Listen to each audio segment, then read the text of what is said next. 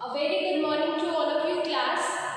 So students, we had already discussed the part first of chapter number 2 in our live video. Here we are going to study the chapter 2 part 2. Okay. So your chapter name is reproduction in plants. So there are some students, those who will not be able to join the live class. So here I am just giving the brief introduction that what we had studied in that class is student that reproduction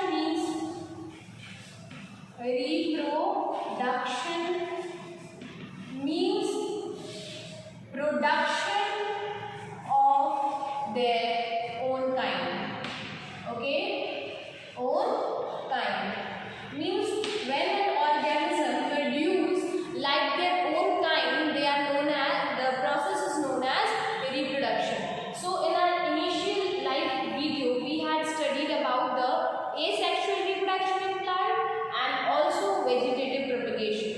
I will define you what is asexual and what is vegetative propagation. See, when the production or you can say reproduction is taking place by the asexual part of plant, means if you remain the flower, because flower is the sexual part of plant. So if the process is taking part of reproduction by the remaining part of the plant, they comes into the category of asexual reproduction or vegetative propagation. Okay, so basically in asexual reproduction we had seen the cell is cell dividing and forming a new cells. Okay, like budding, fission, fragmentation, spore formation, etc. Now in vegetative propagation we had seen when the reproduction of a new plant takes place with the help of one part of the plant, whether it is leaf, whether it is stem, whether it is root, etc., then that is known as vegetative propagation. Vegetative means the vegetative part of the plant is responsible for the production of new plant. So today what we are going to study, students, is sexual reproduction in plants. So before telling them this students, what you have to know is that if you remain flower, okay, means if you leave flower from a plant, okay. So firstly we will talk about the parts of plant. There is leaves, there is stem, there is root, there is branches, and then there is flower. I am not writing fruit, students, because fruit is a mature form of flower. So if you remain flower, all the parts of plants comes into the category of asexual, or you can say the vegetative part of the plant. Okay, means if you leave the flower from a plant, all the part of the plant comes into the category of vegetative part of the plant. Okay, so if the production of new organism is taking place by that part of the plant, then they are known as vegetative propagation. Okay, here I am saying flower is a reproductive, and which kind of reproductive? So it shows a sexual reproduction, means only flower is the part of plant which is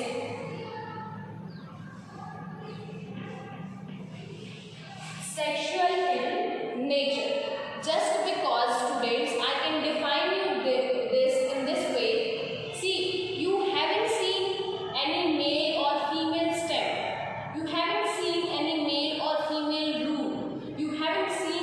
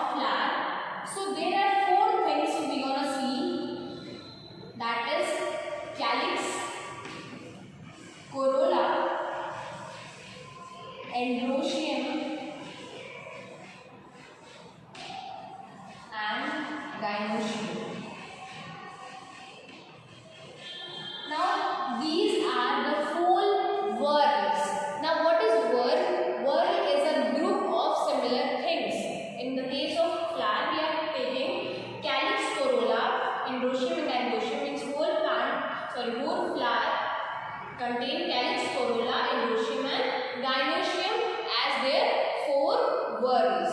Okay, now you will understood what is the meaning of whorls by knowing this. See, calyx means group of sepals. Okay, group of sepals are known as calyx. Now group of petals, it is known as corolla. Male part group is known as endoecium. Gynoecium, female part. Okay students, so from this diagram we will know what is sepal. Sepal is the green leaf, small leaf like structure which is found below at the base of the plant. So this is group of sepals. So now what you will call it students? It is calyx. Okay, calyx. Now these are petals. So now group of petals will be known as corolla. Now the middle one is the female part. Okay student, female part, and that is gynoecium. Okay, gynoecium is a biological term. For normally we use pistil word for the female part. Now these two are the male part, means they are endoecium, and what they commonly known as, they known as stem. Okay, so what you have to learn student is that endoecium is stamens and gynoecium is pistil. Okay, now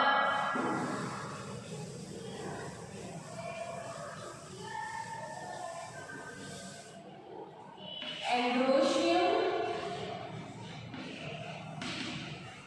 and gynoecium. If we talk about endoecium structure student, this is stamen. The whole structure is stamen. Okay, this is anther and this is filament. So filament is that structure students which help anther to get attached from the flower. Means it's a you can say a link between anther and flower. So filament is that structure, and inside the anther the formation of pollen grains takes place. Now what is pollen grains student? Pollen grains are the male gamete. Okay, pollen grains are the male gamete.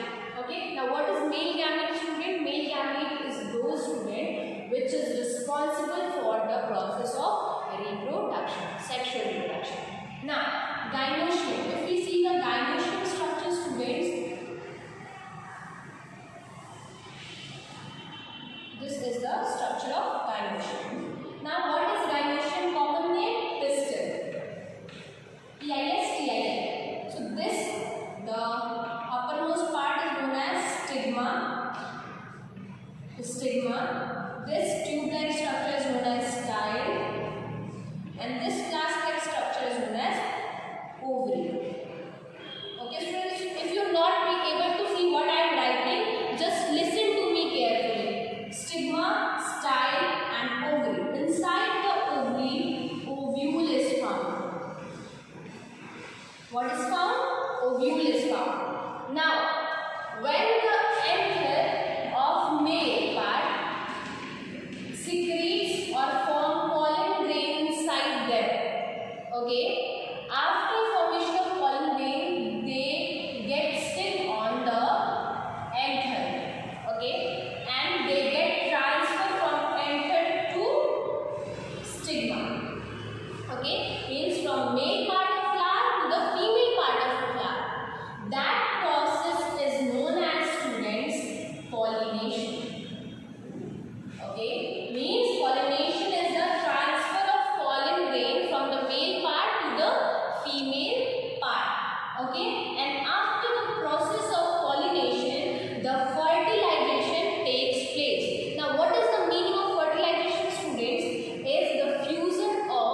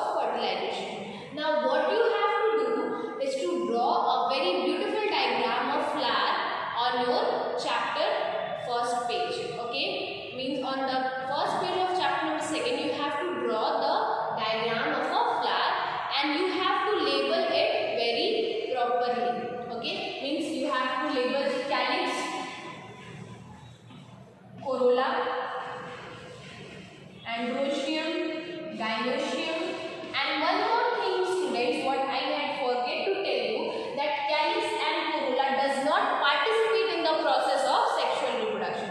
They only protect androecium and gynoecium, and also they are responsible for the attraction of insect for the process of pollination, because calyx and corolla are very attractive in their nature. So the much they will get attract or they attract insects, the much pollination will take place. So basically the main function of calyx and corolla is the process of the function of protection, and also they perform or they help the flower to look more attractive. Okay, so here is the function of calyx and corolla. Only androecium and gynoecium is responsible for the process of sexual reproduction. Understood?